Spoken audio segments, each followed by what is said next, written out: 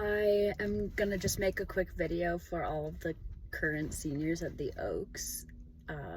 When I put together the alumni letters in 2020, you all would have been in 10th grade. And now you are gonna prep for your senior thesis, and maybe some of you are doing independent studies, and you have your speeches coming up and your college prep stuff, or maybe you're all in. And I remember when I was in the spring of my senior year at the Oaks, I was really wishing that some of the alumni would come tell me about their lives and about what this looks like and about like how to be an adult after the Oaks. And so here are some things that I wish that I knew when I was a senior at the Oaks. Number one, sleep. Seriously. Just like when you're tired, sleep, because it's so important for your developmental health. It's really important to teach your body how to be able to sleep in stressful situations.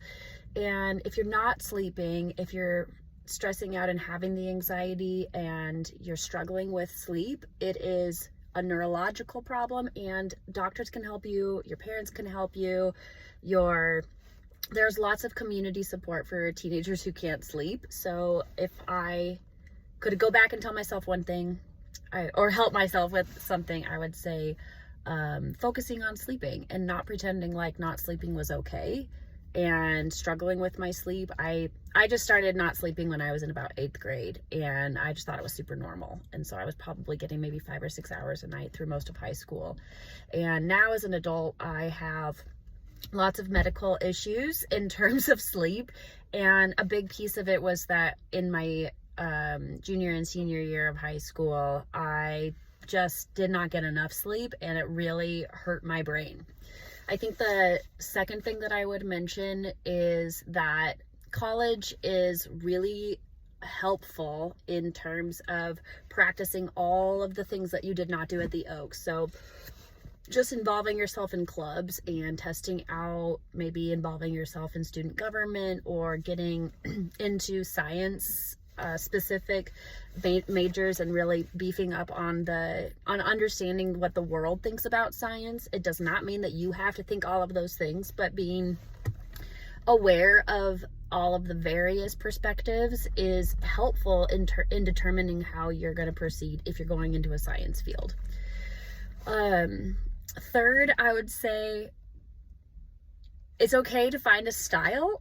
I don't know if this is weird or gonna hit with anyone, but I really did not have a sense of my style or my brand or the clothes that I liked or the way that I like to present myself. And so I really struggled in developing that in college because it wasn't just the uniforms.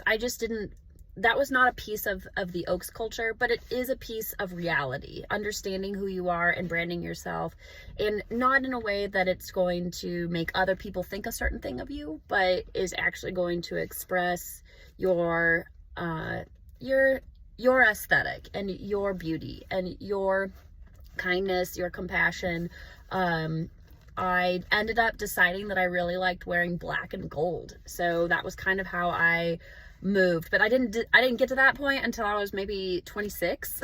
So as you are stepping into developing a sense of self, and you're no longer going to be looking up at the teachers and your peers and the people above you to tell you how you should look or how to present yourself, choosing it for yourself. And it's also okay if you try some phases. It's totally fine. If you try something and it doesn't work and you need to switch it over, it's fine. Nobody really cares.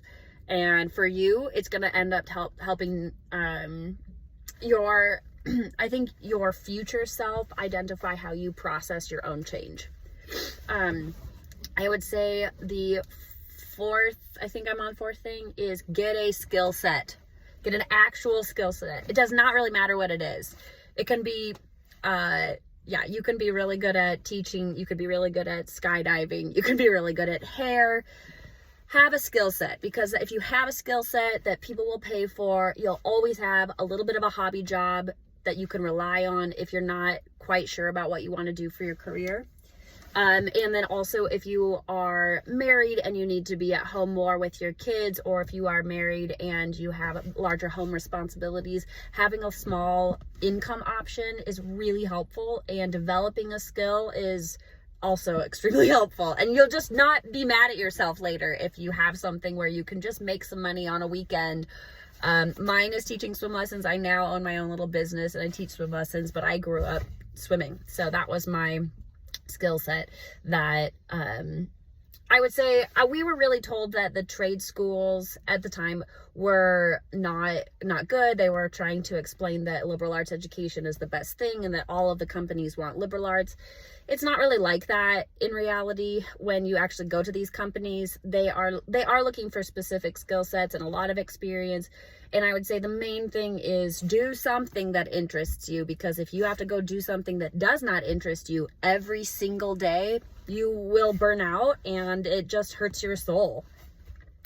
I think the last thing is that understanding church for yourself when you're in college, super important. Finding a church that works for you, finding the community that works for you. If you are attending or participating in a way that feels inauthentic, try something different. I really wanted to hear from alumni when I was in high school. And I remember walking through the halls and prepping for my thesis and dragging myself through like statistics and my Christian lit class and my other classes, apologetics. And I just wanted to get to the point where I could have some say and control over my own life. But when I got there, it was so overwhelming. It was so overwhelming. I did not have an understanding of how these outside systems were working. And the kids, I felt like, were way ahead of me, except for in the classroom when we were having discussions, I was way ahead of them. And so this unbalanced lifestyle for me was really hard. And I didn't make very many friends at the beginning of college. And I was very confused about how to find a major and why a major was even important to have. So here I am. If you have any insight into, if you have more questions, or if you just want some after the Oaks thoughts, I don't go to the alumni dinners anymore because Charlie and I don't like each other, / Emily and I aren't friends anymore. However, some of you out there are also rebels in that school. And so if you need any help, I'm here for you.